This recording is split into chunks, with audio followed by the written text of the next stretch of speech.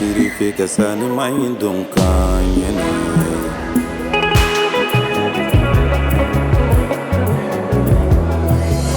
la media makane sonja amedi bina desira la media makane sonja amedi bina desira alhamdulillah rabbil alamin wa salatu wa salam ala al-mab'us rahmatan lil alamin sayyidina muhammadin wa ala alihi wa man tabi'ahum bi ihsanin ila yawmiddin wa ba'da. Assalamu alaikum wa rahmatullahi ta'ala wa barakatuh. Ambe alafo ka ala wali nyumondo ka ala barkada ka sali cidew la son heramaka no ala kira bay kisi ni nema baka ana so mo bela jele ani mawo madi yutu nya fuka ta jodon se ala kanin aw be o jama kulu sanu may fe aw bismillah aw ka jamu kan kren kene ka mi mesige aw ye tumani tuma ka kayni bitay ala sonama amina mira awla wode ankramo ani ankramo de asiyidi sharif ahmad tijan haidra sengabali abolen ko Guinée équatoriale ayi kunda Côte d'Ivoire kan. Côte d'Ivoire dugumi ni abe wele ko Korogo sangosa olu be jɛ ka ladala mawluduba kɛnɛ minnu sigi walasa ka se ka to u ɲɛnamaya. Ala sɔnna ma an karamɔgɔ Seydi Sherif Ahmad Tidiane Haidara a makɔnɔlen kun do Korogo ale pankuru jigi kɛnɛ kan yan'a ka kɛnɛ lasɔrɔ kunbɛlikɛlaw an karamɔgɔw ka taa se an ka tɔn ɲɛmɔgɔw ma o caman kun bɛ kɛnɛ kan ka fara Jamiyatul Ansar Din a tɔndenw ani kanuɲɔgɔnw caman o hukumu kɔnɔ yanni an karamɔgɔ ka kɛnɛ lasɔrɔ karamɔgɔ minnu kun bɛ yen u ye dakuruɲɛ fila lase an ma an balimakɛ n'o ye Zakariya Danbele ale ka sɔrɔlenw na ni aw an ka jɛ ka an ɲɛmada o fɛ. Jara Mamadi Buwake Jara don ni Ala sɔnna ma. Bon nin kunbɛli kɔni ye an ka nisɔndiya kɛnɛ ye ani an ka farifoni kɛnɛ ye parce que an ka Seyiduba n'o ye Seyidi Sherif Usmane Haidara denkɛ a ka wolokasigi ni Ala sɔnna ma a bɛ cun an ka Kɔrɔgɔ kabakolo jukɔrɔ la bi ni Ala sɔnna ma o nisɔndiya de b'an na yan kɛnɛ in kan yan. Welekan min bɛ an bolo o de ye ni dɛsɛma maa min sɔrɔ an mago bɛ bɛɛ la sabu wajilikan minnu bɛ sirifikɛ yɛrɛ da bi kunu ani bi ka fari ka tɛmɛ kunu kan an ye minnu lamɛn a da la Guinée équatoriale ani diɲɛ fan wɛrɛw fɛ an mago b'o fana na ka tɛmɛ Kɔrɔgɔ kan yan bi n'Ala sɔnna ma. Tɔgɔ Tarawele Bakari an y'a bɔ kun min y'an bila ka bɔ parce que sirifukɛ yɛrɛ kama n'a denkɛ nana anw kan k'an cɛsiri ko bɛɛ lajɛlen k'a kunbɛ ka ɲɛ ani ka baara nin kɛ a ka ɲɛ cogoya min na an kɔni hamina yɛrɛ o ye. Min fɔ mɔgɔw ka sabari o yɛrɛ basigi a baara kɛ koko ɲuman kan o la ni sirifukɛ nana ye o y'an ka Kɔrɔgɔkaw ka kunnawoloba de ye an ko in kɔnɔna na. Nisɔndiya ni kunnawolo ka da kan ni Sherif kan ka na yɔrɔ o yɔrɔ o ye nɔrɔ natɔ ye donc ni mɔgɔw bɔra ka a kunbɛn ni nisɔndiya ye o kɔrɔ ye an fana nisɔn ka di ni o de ka kan. Programme min b'an kɔnɔ o de ye Kɔrɔgɔ mara ko tile 8 kɛ aw fɛ yan nɔ bon an bɛ dugu caman yala a bɛ daminɛ Kɔrɔgɔ bi sini an bɛ taa Nbɛnkɛ ninnu ni Soliyaka ani Pifogo ni Siraso Bada ani Dikodu an b'o de kɛ lɔgɔkun kelen kɔnɔ ni Ala ka jɛ o de b'an ka programme ye ka wajuli kɛ ka Ala ta fɔ mɔgɔw ye ka mɔgɔw bɔ dibi la. Belebele sene n'o ye an karamɔgɔ Seydi Sherif Ahmad Tidiane Haidara o kɛra nisɔndiya koba ye mɔgɔw ma an balimakɛ Zakariya Danbele a bɛ walawalali kɛ an ye o baara ninnu na ni aw an ka jɛ k'an ɲɛmada o fɛ. Ustaz Amadu Jalo alhamdulilayi belebele kun bɔra nɔrɔtigi kun bɔra karamatigi kun bɔra nin waati in na ani Sherif Ahmad Tidiane Haidara nin y'a seni ye aéroport la Kɔrɔgɔ aéroport la nin y'a kunbɛntɔ ye ni Ala sɔnna ma a bɔtɔ filɛ nin ye aéroport kɔnɔna na jama filɛ nin ye fan bɛɛ ka Haidara ka golokasigi kunbɛn nin waati in na jama ko dan Ustaz Amadu Jalo ni Ala sɔnna ma jama jɔnni bɛ aran na nin waati in na n'o bɛ kan ka bɛɛ bɛ fɛ k'i tigɛ don Sherifukɛ bolo nɛrɛtigi Sherifukɛ bɛɛ lajɛlen bɛ fɛ k'a fo nin waati in na a bɛ kan ka dɛmɛ ni ka mɔgɔw fo nin ye Haidara den Haidara ye a ka ca la a mana jigi jama mana caya cogo cogo a b'a kanu bɛɛ lajɛlen fo kanu matɔ to alhamdulilayi nin ye an ka Sheikh Ahmad Tidiane Haidara ye an bɛna gɛrɛ mɔgɔ dɔw la k'u ɲininka nisɔndiya jumɛn de b'aw la nin waati in na. Vraiment nisɔndiya ɲini k'an faga bi walayi bilayi kira mɔden b'an fɛ yan vraiment Sherif natɔ filɛ nin ye ala kira mɔden y a pas l'homme pour toi. Y a pas l'homme pour lui, y a pas l'homme. yɛrɛ ɲɛ bɛ mɔgɔw kumakan na nin waati in na bɛɛ ko y a pas l'homme y a pas l'homme y a pas l'homme nin de ye serifukɛ ye serifukɛ man di tɔɔrɔtigi serifukɛ jama filɛ fan bɛɛ u bɛ ka n kunbɛn ni ka karama ni a sɔnna ma Haidara an bɛɛ nisɔn ka di nin waati in na nin ye aéroport international Koroko kɔnɔna na an b'o waati de la nin n'Ala sɔnna ma an bɛ bɔ yan sisan k'an kun da kunbɛlikɛyɔrɔ kan inshallah a yɛrɛ ɲɛ bɛ jama la a nɔfɛ an ka serifukɛ bɔra Malabo sisan n'o ye Guinée équatoriale nin y'a filɛ Abidjan kaw fɛ yan kɛrɛnkɛrɛnnenya na Koroko a yɛrɛ ɲɛ bɛ jama na nin bɛɛ la a bɛ fɛ ka taa jama fo Haidara an bɔtɔ ye Koroko aéroport kɔnɔ aéroport ba in filɛ nin ye an bɔtɔ filɛ nin ye Koroko aéroport kɔnɔ an ni Zamzam y'u denkɛ Cheikh Ahmad Tidiane Haidara ni Ala sɔnna ma an bɛ ka k'an kun da kunbɛlikɛyɔrɔ kan nin ye Zamzam y'u denkɛ bɔtɔ ye nin waati in na aéroport Koroko aéroport la ni k'a ɲɛsin kunbɛyɔrɔ ma nin waati in na ka taa kunbɛli kɛ Koroko dugu kɔnɔ tournée min b'o ma ko mara Koro ni Ala sɔnna ma a bɛ nin bɛɛ kɛ ni Koro fédération ye tile 7 kɔnɔ donc nin waati in na an filɛ ka bɔ aéroport kɔnɔ nin waati in tɛ kunbɛli waati normalement sabula an ka kunbɛliw ka tɛ ka kɛ 17h kuma mais an bɛ 14h kuma la nin waati in na ka sababu kɛ a nana vol la donc tile ka fali kosɛbɛ mais o bɛɛ la jama bɔra ni ka na kunbɛn nin waati in na an bɛ ka k'an dɛmɛ ka taa kunbali kɛnɛ kan Allahu akbar a bɛ fɔ nin ma ko Fatuhu Koroko hali sisan an bɛ ka sɛnsɛn ka se accueil kɛnɛ kan an ye au moins heure 1 de kɛ nin tagama in na an bɔra aéroport la n'an bɛ ka k'an kun da accueil kɛnɛ kan alhamdulilayi yarabi alamina nin ye serifukɛ dɔnni ye kɛnɛ kɔnɔ nin waati in na Haidara den Haidara kunbɛnna Koroko nin waati in na a bɛ ka sɛnsɛn ka don jama bɛ fan bɛɛ ni k'a kunbɛn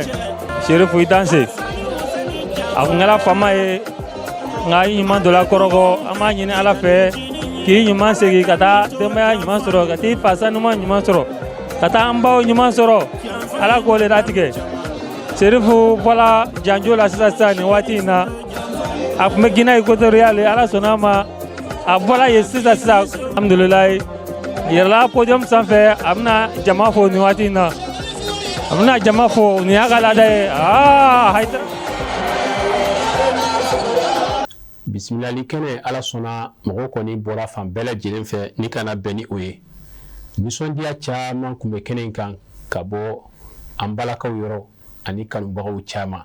dakuruɲɛ 2 min sɔrɔla Jaragiya Danbele ka mikoro la ni aw an ka jɛ ka olu lamɛn ɲɔgɔn fɛ wala siyata wala nusɔn ka di bi an faro fonna an kan ka sirifu caya nusɔn ka di bi yɛrɛ de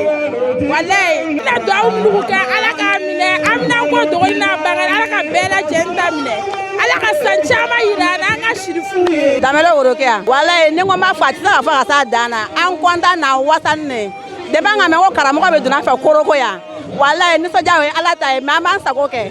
an ko maa dɔn ko karamɔgɔ bɛ don an fɛ kɛnɛ kɔnɔ Ala sɔnna ka karamɔgɔ don an fɛ kɛnɛ kɔnɔ an bɛ Ala tanu n'o ye k'a barika da k'a ɲini Ala fɛ masa min k'a ɲuman sanu ma yan ka tournée tɔw kuncɛ hɛrɛ Ala k'o kɛ an y'a n'a ba dɔ bɛ kalifa Ala ma Ala min tɛ kalifa tiɲɛ a bɛ taa so cogo min na ka bɔ yan so hɛrɛ la ka don so hɛrɛ la Ala k'o sabati ni karamɔgɔ hɔrɔma ye sɔla rasul salamu aleykum alhamdulillah an bɛ Ala tanu k'Ala barakala k'Ala waleɲuman dɔn serifukɛ nali an fɛ yan nin ye laadako ye k'a daminɛ Ala ka hinɛ an karamɔgɔ Mamadu Mandani na k'a daminɛ ale tile la fo ka se sisan ma n'Ala ma an ka jɔn jira n na an ka b'an ka programme kɔnɔ n'Ala ye san d'a ma karamɔgɔ den dɔ kan ka na tournée kɛ an fɛ yan donc Ala sɔnna Mamadu Mandani kɔfɛ Ala sɔnna a dɔgɔkɛ jɔra a jɔyɔrɔ la k'a ka lɛriw dafa a kɔrɔkɛ kɔfɛ donc san an sigilen bɛ k'a kɔnɔ donc mais ɲinan ta in bolofa bɛ nin fana kan parce que nin wagati na an tun ma sigi n'a ye k'a sababu kɛ an karamɔgɔ tun bɛ Guinée équatoriale k'a fɔ a bɛ se ka waati tournée k'an fɛ nin wagati in na o tun balana anw na mais Ala sɔnna a ka lɛriw dafa kama a sera ka bɛɛ bi ma vraiment a nisɔndiyalen don an fari funin don fo ka se a dan na alhamdulilayi lamɛn min bɛ an bolo Ala sɔnna ma bi ye Koroko wajulu ye an bɛ Koroko mawuludi denkuli kɛ su in na ka dugawu kalan kɛ n'Ala sɔnna ma bi kɔfɛ an bɛ bɔ an bɛ taa Bɛnkɛ kɔfɛ an bɛ taa Sɔliyaga kɔfɛ an bɛ taa Samɔgɔsoba kɔfɛ an bɛ taa Siraso Ɲɛɲɛri kan kɔfɛ an bɛ taa Dugodugu kɔfɛ an bɛ taa tournée kuncɛ Bada la ka bɛn samedi ma ka dugu kɛ dimanche la n'ala sɔrɔ ma o bɛna kɛ an ka tournée kundonni ye karamɔgɔ bɛ kɔ segin ka na Korogo ka sɔrɔ ka Abidjan sira minɛ an bɛ jɛn ka dugawu le kɛ tournée a daminɛna hɛrɛ la ala k'a kun cɛ hɛrɛ la k'an ka laɲiniw bɛɛ lajɛlen sabati ala m'o le kɛra an ye sɔli ala rasul. Nin bɛɛ tɛmɛnen kɔfɛ an karamɔgɔ ni an karamɔgɔden a Seyidi Sherif Ahmad Tidiane Haidara a ye dakuruɲɛ 2 fɔ bisimilali kɛnɛ in kan min ye somɔgɔ sama ye k'a ɲɛsin bɛɛ lajɛlen ma yaw ni mawuludu ale kɛnɛba yɛrɛ kun cɛ dakuruɲɛ 2 Sherif Ahmad Tidiane Haidara an ka jɛ ka an ɲɛmada o fɛ. Alhamdulillah an nisɔndiyalen don nin kɛnɛ in kan yan Kɔrɔkɔ dugu kɔnɔ ni Jam'iyyatu Ansarud-Din Islam n'o ka laɲini ye président Basiri ma ani ka fara tɔnɲɛmɔgɔ tɔw kan ani ka fara u ka karamɔgɔw kan Hudud Islam ani ka fara tɔnden bɛɛ kan nin ye laɲini ye san o san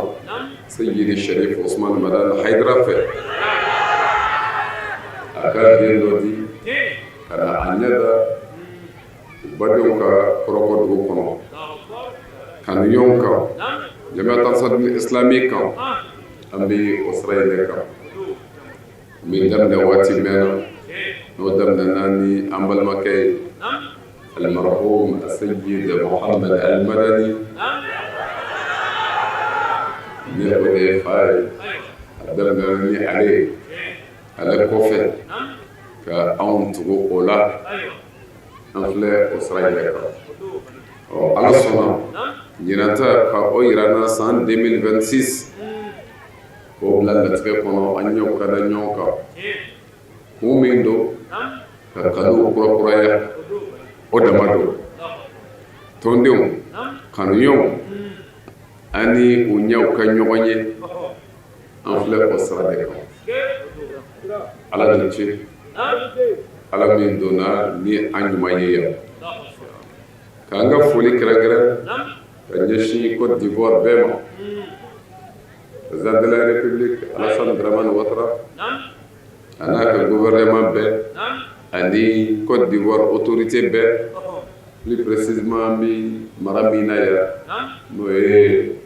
Koro ye Kɔrɔkɔ an bɛ a autoritéw fo an bɛ a dugutigiw fo jamanatigi an b'u fo an na o na an bɛ bonya na ani kunbɛko ɲuman jamanatigiw fɛ ani u ka diinɛ ɲɛmɔgɔw bisimilali daminɛna ni olu de ye n'o ye COSIM ɲɛmɔgɔw ye imamba tɔgɔ la o y'an bisimila la ni mɔgɔ min ye bisimilali kan in mɛn Kɔrɔkɔ diinɛ ɲɛmɔgɔw tɔgɔ la i b'a dɔn ko silamɛya ka laɲini o de sabatira ni o de ye silamɛw ka ɲɔgɔn minɛ ka ɲɔgɔn kanu a kumana ni o nɛn de ye a ye o de yira imamba tɔgɔ la o sara bɛ ala bolo o kɔrɔ an bɛ COSIM bɛɛ fo yan ka imam bɛɛ fo yan ka Côte d'Ivoire karamɔgɔ bɛɛ lajɛlen fo o kɔfɛ ka Jam'iyyatu Ansarud-Din Islami fo o ka laɲini na o ka wulikajɔ la Côte d'Ivoire bɛɛ ni a président Babiya a n'a ka danga ni o de ye El Hadj Adama Sanogo ani ka fara El Hadj Ɲaganduka ani u ka ɲɛmɔgɔ tɔw bɛɛ Côte d'Ivoire a fan bɛɛ don nin wulikajɔ ninnu hali sisan ne balima fila olu tun bɛ yan Côte d'Ivoire kelen seginna mais hali bi dɔ bɛ yen o b'a ka tɔ dafa la n'o de ye Seyid Harun o la nin waati bɛɛ ye ka Côte d'Ivoire fo Jam'iyyatu Ansarud-Din Islam a sara bɛ ala bolo a ka wulikajɔ la a sara bɛ ala bolo nɔ don nɔ minnu yelen don nɔ bɛ surunya waati cogo kama mɔgɔw sigin bɛ tile de kɔrɔ nka ni ala sɔnna k'an ka taa n'a ye nka su in na wajibi bɛ yan ni o de ye wele kun yɛrɛ ye Muhammed ale ka bangeli o min ka bon anw yɛrɛ bolo a bɛɛ ye nin kɛnɛ in de ka bon a bɛɛ ye sigi bɛ kɛ alakira min kama inshallah su in na an kan ka sigi o mawluduba kɛnɛ kan faranga ka fara kan ni o de ye ka dugawu kala fana tugu a la waati cogo kama an yɛrɛ y'a kanu an bɛ se ka na laɲini minnu bɛ yen o bɛɛ bɛ se ka sabati cogo min nka ni président kumana o y'a kanu a ka kɛ yanni sunkalo cɛ o la waati minnu sɔrɔla inshallah an bɛna o de tɔnɔ bɔ ɲɔgɔn fɛ ni ala sɔnna k'a ɲini ala fɛ ala min donna n'an ye hɛrɛ la ka baara in daminɛ hɛrɛ la ala k'a kuncɛ hɛrɛ la ala k'a kɛ kɔrɔta kɔnɔ ala k'a kɛ wasa kɔnɔ ala k'a kɛ sago sɔrɔ kɔnɔ mɔdu laseli min bɛna kɛ ani a dugawu kalan min bɛna tugu a la k'a ɲini ala k'a minɛ an bɛɛ ma k'a kɛ k'an ka hamiw dilan k'a kɛ k'an ka jɔrɔnakow wuli k'a kɛ dayɛlɛli ni kɔrɔta ye an ye ala k'o k'a ka ala ye kama ni ala kɛrɛfɛrɛma ye sɔlila muhammadin wasalamu alaikum wa rahmatullahi ta'ala wa barakatuh. Kunbɛnniw baaraw bannen tuma min na délégation ka fara an karamɔgɔ Seyidi Sherif Ahmad Tidiane Haidara kan laadala cɛkɔrɔba ɲuman bɛ min kɛ ka taa se foliw la dugutigiw alimamuw ma ala sɔnna o baaraw sabatira o kɛra cogoya minnu na an balimakɛ Zakariya Danbele ka sɔrɔliw na an ka jɛ ka an ɲɛmada o fɛ.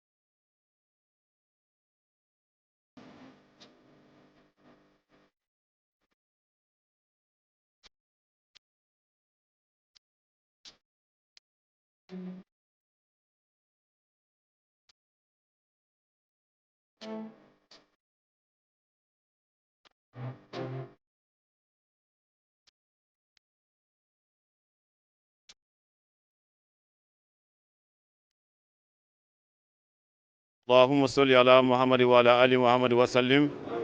اللهم صل على محمد وعلى آل محمد وسلم اللهم صل على سيدنا ونبينا مولانا محمد صلى الله عليه وسلم تسليم الحمد لله رب العالمين يا رب يا ما ين الله تعالى في كرامه من نكنا يمسك وكباتو الله ولا مكرين أبنا كنا بارم كي بارني كخيرا كتاب خيرا كباتو الله ولا مكرين صلي على رسول الحمد لله kabo anga président national yoro ali kabo président fédéral yoro comme wati la an kun nana kana sira ɲini an ka imamu fɛ ka sira ɲini dugutigiw fɛ ka sira ɲini jamanatigi fɛ k'a fɔ san o san min y'an ka laada ye an bɛ taa an kalamɔgɔ nɔfɛ a k'an kalamɔgɔ di an ma a ye na jɛ ka fara an kan an ka diinɛ baara kɛ ɲɔgɔn fɛ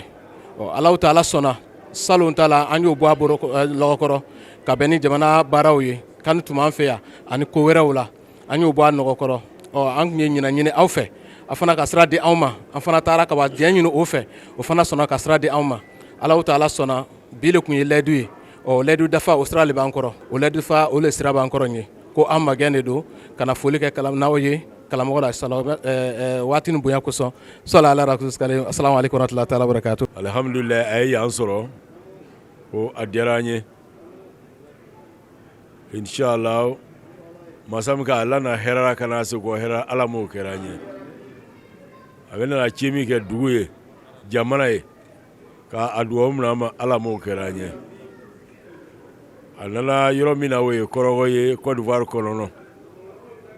a y'a lasigi denw bɛ yan an bɛ foli di olu ma kulu bɛ foli di président ma min ye siri mama ye a yɛrɛ le sera an fɛ yan kana bonya di a ma mɔgɔ ci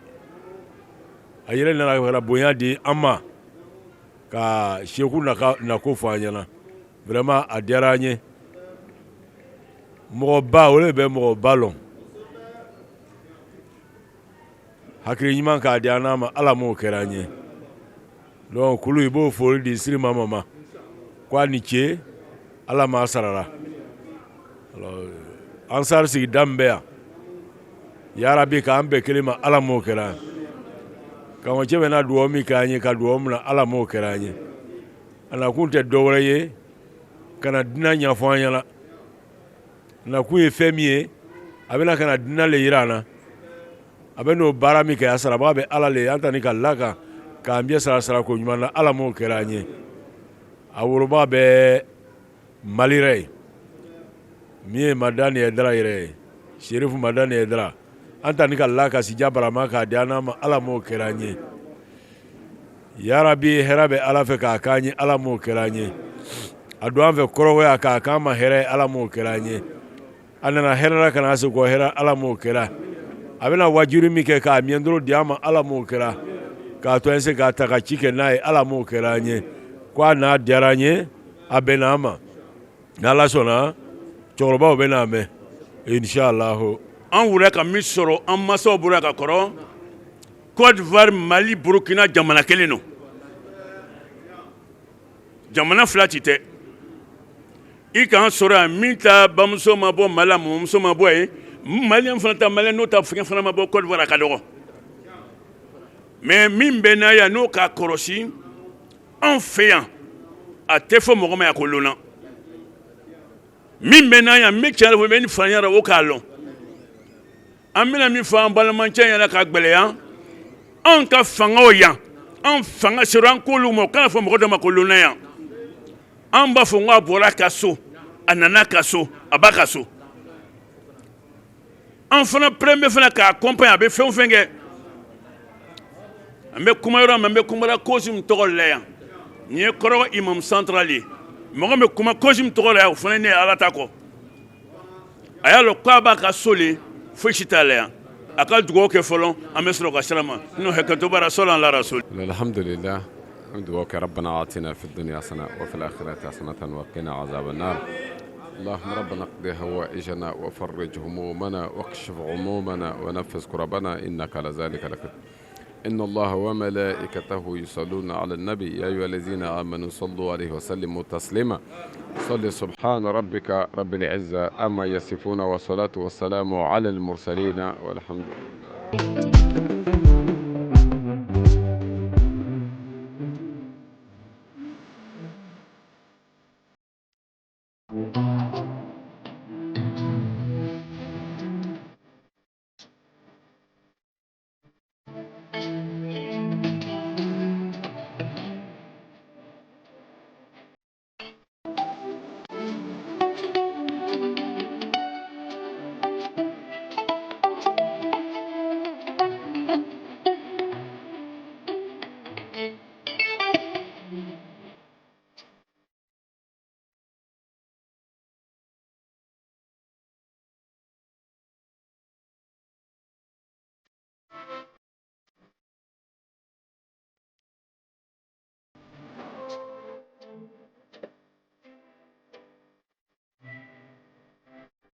Atoyi kono mugashiti se alala Tijani magunde alamana kominge ni kun ye baara kun fɔlɔ ye an sera ka min sɔrɔ k'a fara ɲɔgɔn kan k'a lase aw ma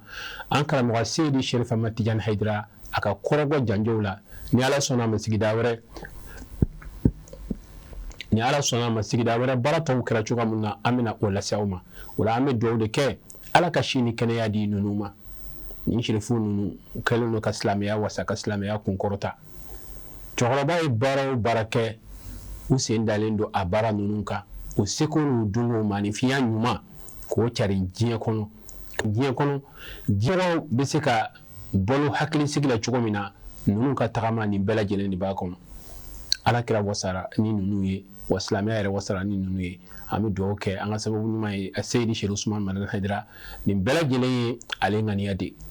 u bɛ ko maanifin i bɛ yiri min turu ka tila ka sigi a suma kɔrɔ a man ca dɛ mais an karamɔgɔ Seydi Cheikh Ousmane Madani Haidara ale y'o sɔrɔ ka den sɔrɔ bi ka mɔdenw sɔrɔ i mago kun b'a la cogoya minnu na n'u tɛna tɛmɛ o kan an bɛ dugawu de kɛ ya Rabbi hayi sisan ala ka si ni kɛnɛya di ni cɛkɔrɔba in ma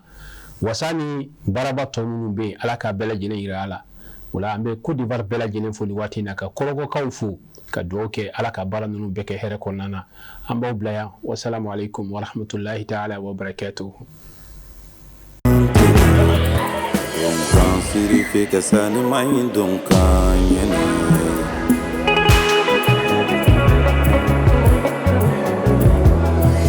Sila me jama kan sonja amedi bina tesira